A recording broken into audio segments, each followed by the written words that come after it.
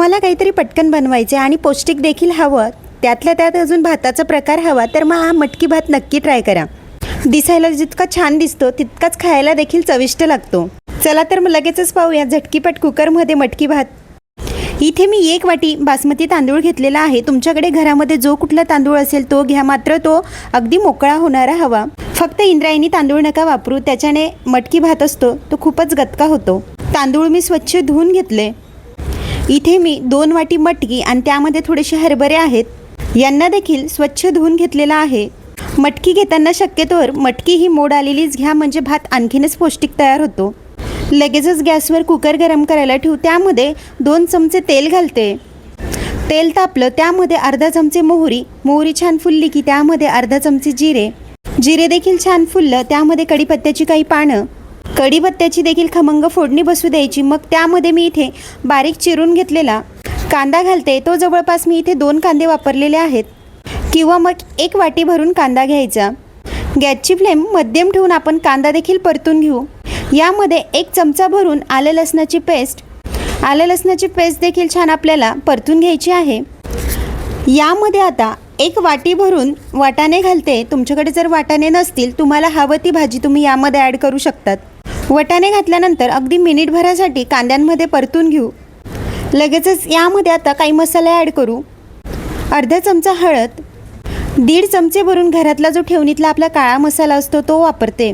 आपण खिचडी बनवण्यासाठी जो घरातला काळा मसाला वापरतो तोच मी इथे वापरलेला आहे. 1 मोठा चमचा भरून काश्मीरी लाल मिर्च पावडर वापरते. यामुळे पुलावला कलर खूप सुंदर येतो. मसाले आता थोडेसे परतून घेऊ. हलकासा त्याचा खमंग वास यायला लागला की यामध्ये आता आपण धुवून घेतलेली मटकी व हरभरे घालू. हे देखील आपल्याला मसाल्यांमध्ये छान एकजीव करून घ्यायचा आहे. घरच्या साहित्यामध्ये हा मटकी भात बनवून तयार होतो. रात्रीच्या जेवणात म्हणा किंवा मग टिफिनला देखील द्यायचा असेल तरी तुम्ही हा भात नक्कीच देऊ शकतात. यामध्ये आता लगेचच धुतलेला तांदूळ घालू. तांदूळ देखील आता मटकीमध्ये आपण छान मिक्स करून घेऊ. मटकीमध्ये तांदूळ मिक्स करत असताना अगदी हलक्या हाताने मिक्स करायचा, म्हणजे तांदळाचे तुकडे पडत नाही. कारण इथे तांदूळ आपण 5 मिनिटं अगोदरच धुवून घेतलेला होता. आता यामध्ये मी एका साईडला पाणी गरम केलेलं आहे, तर ज्या वाटीने आपण तांदूळ घेतला होता त्याच वाटीने 3 वाटी यामध्ये आपल्याला पाणी घालायचं आहे. 1 वाटी तांदळासाठी 3 वाटीचं प्रमाण परफेक्ट आहे, कारण मटकी शिजायला देखील पाणी लागतं. इथे आपल्याला गरम पाणीच वापरायचं आहे, म्हणजे भाताची चव टिकून राहते. घरातली वाटी किंवा ग्लास, जे कुठलं भांडं तुम्ही तांदूळ घेण्यासाठी वापरत असाल त्याच भांड्याने तुम्हाला पाण्याचं प्रमाण देखील घ्यायचं आहे. यामध्ये थोडीशी कोथिंबीर घातली. ही राहिलेली कोथिंबीर नंतर गार्निशिंगसाठी वापरू. चवीनुसार मीठ घातलं. आता आपण मीठ आणि कोथिंबीर भातामध्ये मिक्स करू.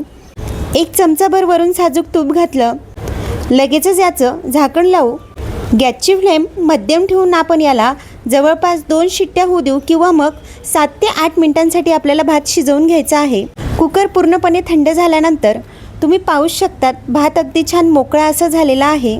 मटकी हरभरे देखील यामध्ये दिसून येत आहेत, म्हणजे अगदी व्यवस्थित शिजलेला आहे आणि पाण्याचं प्रमाण देखील परफेक्ट झालेलं आहे. चमच्याने तुम्ही कुकरमध्ये हा भात मिक्स करताना देखील पाहू शकता अजिबात भात चिवट झालेला नाही, अगदी मोकळा असा झालेला आहे.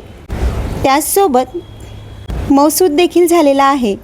वरून छान थोडीशी कोथिंबीर घालते. यासोबत निंबूची फोड, काकडी, कांदा एवढं जरी असलं ना तरी अगदी पोटभर जेवण होतं.